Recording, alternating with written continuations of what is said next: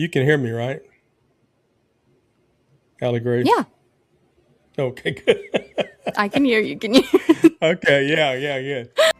He's a hoot, I'm a mess. He has stories, I have requests. We love to play photographic memories. It's time for GrandDad and Me. It's a grand life for GrandDad and Me. GrandDad and Me is brought to you by Bob Bailey Studios, home of Photographic Memories. And now the 2026 Granddaughter of the Year, finalist, and 2005 Grandfather of the Year, honorable mention, Allie Grace and Granddad. Hey, on today's show, we got some kind of fun things that we're going to play with. We're going to do something new we haven't done before on the show. We're going to do something called Photographic Memories, and Okay. I think you're gonna like it. And the way it's going to work is we're gonna bring up a photograph, and these are all going to be from the old Bob Bailey Studios photographs. So, in this case, in weeks to come, we're going to do all kind of things, especially pictures that I don't know what they are, and you can explain them to me. But today, we're going to look at a couple of old pictures from the studio, and then I've got some questions. I think you'll have questions. I know you'll have answers. Okay, we're gonna go now and take a shot at this thing. Going to going to photographic memories. In fact, we got a little bit of an open that Photographic memories play on our minds, piano keys. Days of our own dream cars and nights of dreaming movie stars.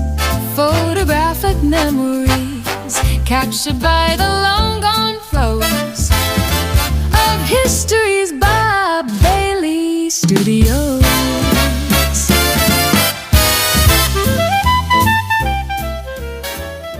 Okay. I don't know who it is, but I do love the fur coat and the hat. Is that a hat or what is that? A it is a headpiece? hat. Yeah, it is a hat, and it's this is Mae West in 1936, who's an old movie star. Hmm. And she came to Houston in 1936. But this is an AI took these pictures and put them together. Okay. It looks almost nothing like Mae West. It's completely changed her. Oh, really? So, but fortunately, she's no longer with us, so we won't get any letters from her. But She won't critique it too much. no, I hope not. But anyway, we're going to play. We're going to try to play photographic memories using the pictures from the studio. So the way this thing's going to work is, can you read any of that? Is that large enough for you to read? Yeah, I think so. I got my contacts in today, so Oh, cool. Well, we tell should me be what it good. said. Uh, Tell me what for it said. I don't have mine. So. Okay, Photographic Memories, a two-player conversation game. Every picture has a story. Every story creates a memory. Cool. All right. So what we're going to do is we're going to look at a couple of different pictures from the old studios, Okay. and we're going to just talk about maybe what the picture is, and I'll ask you some questions, and hopefully you'll ask me some too. Okay. Um, this is the first one. What do you think this is? Well, at first glance, my first thought was like, oh gosh, somebody's getting a parking ticket. But Right. That's what it looks like. I've Yeah. gotten many of those, so this looks very familiar to me. Is that So what what's do you think? happening here? No, not at Okay, all. okay, perfect. I don't know. Is he cleaning the window? I don't He know. is. He Okay. is. Is that not a cop? It's not a cop. It's a Oh. man that works for Texaco. Oh. And back year, this was I don't know. I think this was in the 30s. Probably I don't. People that watch us will know what years those cars are. But you're not going to believe this. And back then, with service stations, what they call service stations, you would pull up in your car, and one or more people would come out, and in this case, they're dressed in uniforms, and they would clean your windshield, they would check your oil, they would check your tires, they would put the gas in, and you would just tell them to either fill her up, or you'd say, I need a dollar and a half worth of gas. I got Wow. 82 cents, and I'm trying to get home. Can you put 82 cents in? And they 82 would do cents that. won't get you anywhere today. Well, that's right. But back then, gas was like 39 cents a gallon. So Wow. yeah, yeah, and that's something. So, but anyway, he and his buddies would clean your car, do all kind of things. So then, when it came along that people had to start doing what they call self service and putting gas in their car, it was like a huge culture shock to us. But anyway, this guy worked for Texaco. There was lots of service stations, lots of people were employed doing that. All right, let's see what the next one is. Ah, I recognize this photo. I've seen this one a lot. yeah, I yeah. This do is one love of this. our kind of our iconic photos. This is one of my very favorites. Can you see the cool under the marquee? Yes. You know what that's for? You know what that's talking about? No, I don't. It's I mean, it would be easy to think it's like It's cool in here. cool. Yeah, Cool. well, this is cool. It's one of our coolest, but actually, you hit it on the head there. You said it's cool in here. Um, Movie theaters were the second buildings in Houston to have any kind of air conditioning. Oh, This was wow. this was in August, and when this picture was taken, and look at how the people are dressed. I love how they're dressed. I Isn't that think it's something? so cute. Everyone today, like, we all wear sweat sets every day, all day. And, like, it's just, your newer ones are for nicer occasions. And so I love that everyone is in heels and dresses and suits and their little hats. It's so cute.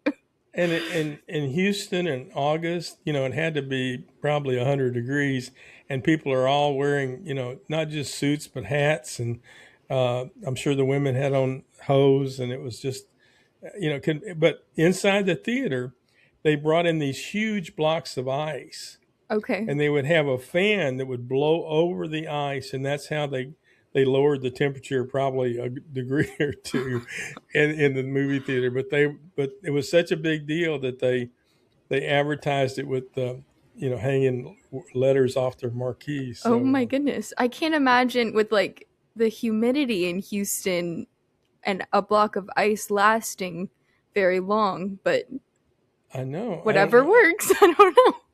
But I talked to some people that when they would see this picture when we had our little gallery, and they would people that were kids back then said they would stand in front of the doors and just wait for somebody to open the door, and that cool air would come out where they were on the street, out in the sidewalk, out in front of the theater.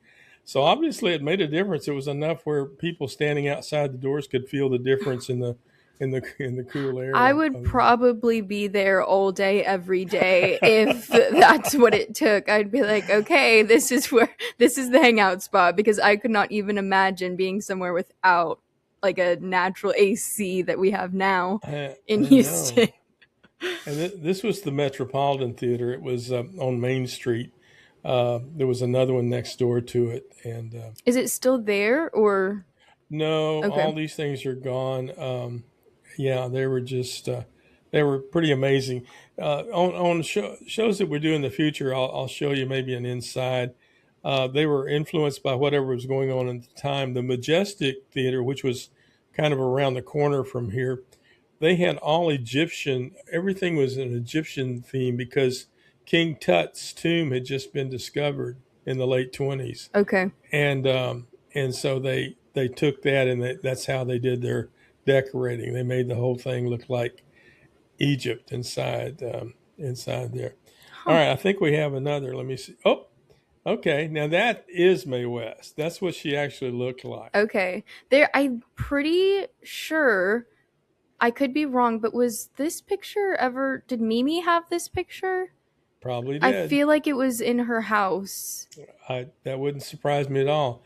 Uh, Bob Bailey took these. She was here. Mae West was here twice in Houston. Once in 1936 and once in 1939. And she stayed at the Lamar Hotel in this picture. And I kind of I kind of think Bob must have had a thing for her because we took pictures back then. The film was so expensive and kind of precious, and he would take big 8x10 negatives and with these huge cameras, and then when he did little kind of candid shots like this, he used a 4x5, and we had usually for a job there'd be maybe three, maybe four negatives for a whole job, and this one he had like 10. So I think he was kind of taken with her, and Well, he she took is really pretty. I mean, she's yeah, gorgeous. she was famous for being uh, quite the outspoken woman of her day. She was, but what kills me is this is I'm sure this is like a suite in the hotel, and look at that, not exactly opulence, it's Mm-hmm. not exactly like something you'd see in a mansion or something. Look at that dresser; it is so ordinary looking, and I actually do love it though. I feel like today's stuff is all so square. And so this to me is like has so much detail and character. Like I personally love it. I think, yeah, I think I agree with you. It's got so much character. And then she's got her fur hung over her chair over there on the right side of the picture. Mm-hmm. I think I'm guessing one of her mini furs that she had. But she was, they would come to these theaters. She was at the Lowe's Theater, which was owned by the guy that owned the hotel she's in, and also the theater, Jesse Jones, who was a really important person in Houston's history. And this was his hotel, and especially during World War II, movie stars would come into town to promote their pictures, but also to raise money for the war effort. So we have in our collection we have I think over 4,000 pictures of things related to the movies and movie stars that were here in Houston. So That's so it's kind of cool. fun. Okay, that's our that's our photographic memories today. We're gonna do this more often on our shows, and I'd encourage folks, if you're watching out there, and one of these photographs brought back a photographic memory to you, would write it down in the comments and let us know some kind of story that you have. We'd love that to be able to hear from you and what's going on. What do you when you see pictures like that? What does it make you think of? Sometimes like I just love how fancy everyone was. So it's always the first thing I notice. I feel like everyone was always so done up and just their hair was always done, their makeup was always done, their outfits are always so fun. And so that's always the first thing I noticed with everybody. I just loved it. I loved how dressed up everyone was all the time. And I love that we live in a time now where we can be relaxed and look like whatever, but sometimes I'm like, I kind of wish we did wear all the Mm. fancy stuff all the time. Yeah, yeah. You're right. It's boy, it's so different. I, I sometimes when I look at them, I wonder, you know, what were they thinking? Or where were? Sometimes they're on their way to somewhere, or they just came out of the movie. What's going on in their lives? Because every one of those people had something. They had a challenge in their life. They had a joy in their life. They had, they were worried about money. They were worried about their kids. They were worried about falling in love. They were worried about life being like those movies they just saw. They come out of the movie, and in the movie everything was great or horrible or whatever. But their lives go on that sidewalk and on down the street. And yeah, it would be interesting to see. Sometimes you have these speech bubbles that like old cartoons would have and Hmm. stuff. It'd be interesting to kind of get a speech bubble from some of those folks. It really would, because I mean, even today, like everyone has different struggles and different, triumphs and stuff like that. But it is just coming from like a whole different time, being like, okay, what does that look like for you? Or what is you, even just like, what does your day to day look like? And another thing that I noticed too, I feel like if you were to get a picture today of a bunch of people outside of a movie theater, everyone would look like this, because we're always on our phones. And so another thing that I noticed that was, again, so almost like foreign and cool to me, I'm like, wow, everyone's sitting there talking to each other. And I love that. I wish today's world was a little bit more like that, and it's very rare to even really go to the movie theater anymore because you can just watch it at home. And so I just love that. Even the social aspect, just having to walk over to your friend's house to say hello is kind of cool to me. Those are wonderful observations, Allie Grace. That's I love the idea about that. You're so right about everybody being buried in their phones and how these people were all looking up. And I guess in some ways life was looking up for them, and in a lot of ways it was very scary. It was the 30s, so they were still in the Depression.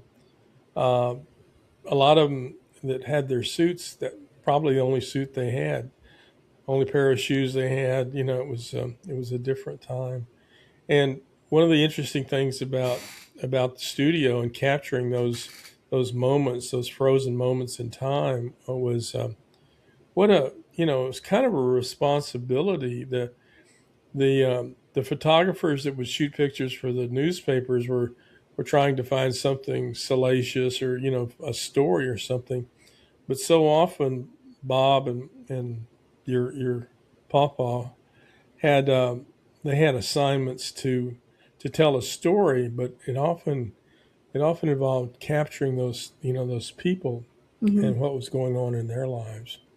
And I really get a lot out of that. I'm so happy that the collection is being so well taken care of at the Briscoe Center in Austin, up near you. And I remember getting to go there. It was so cool to be able to see all of that, and even just how they care for it and preserve it, and to be able to be like, oh wow, my family took that. It was just such a cool thing. yeah, if you're ever in Austin, Texas, and you go to the Briscoe Center, which is right off the University of Texas campus, it's in the LBJ Library, part of the LBJ Library. Yeah, go by and take a look at the Bob and Marvin Bailey collection. I think you'll be blown away by 500,000.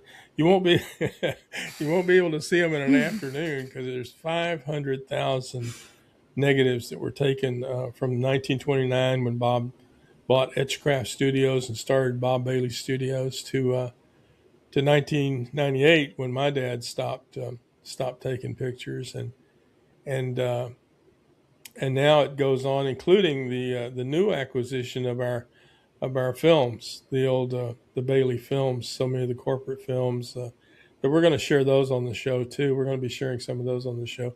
Another thing, Allie Grace, I want to share is one of the things I love doing is helping people write books. I love writing books myself. I've had the opportunity to do some, and you and I have talked off camera about your next book, which will be really your first book, and I'm excited about doing that with you on cheerleading and the funny things about cheerleading, your experiences as a cheerleader, but also some of the life lessons that you get from cheerleading, and A lot of them. yeah, I think it's going to be a very funny, cool book, and I think what we're going to try to do is let people that are part of this tune into our YouTube channel to kind of go along on that journey with us as you write your book, and we can get feedback from them in real time, and they'll be part of the book, not necessarily in the book unless they were cheerleaders, but they hopefully they'll be cheerleading you along as you write your book, and I'm looking forward to that too. Me too, and I'm super excited there's so much there and so many life experiences and ups and downs that I'm just so excited to be able to share with people, and there's just so much there that I would just love to pour out. I could just talk about it all day long. Are you going to tell everything? Probably not. Probably not. They're There's some things that I think should stay in the journal. Yeah. There are probably some people out there getting very nervous right Yeah, now. breaking out into some sweat. It's like, oh no, it's a tell-all. No. Oh my gosh, that's funny. All right, well, guys, y'all tune back in with us when we meet again, and Allie Grace and I are gonna we're gonna keep the fun going, and we got a lot of other things to talk about. I'm gonna show you how to do maybe an LP or something, some music that we're doing, some different things that we're writing about different areas. So this is going to be a fun experience for all of us, especially for Allie Grace and I. So It really we is. want to we want to wish you the best. You guys come back and see us next time with what's this thing called? GrandDad and Me. That's right. That's right. Come back and see GrandDad and Me. He's a hoot, I'm a mess. He has stories, I have requests.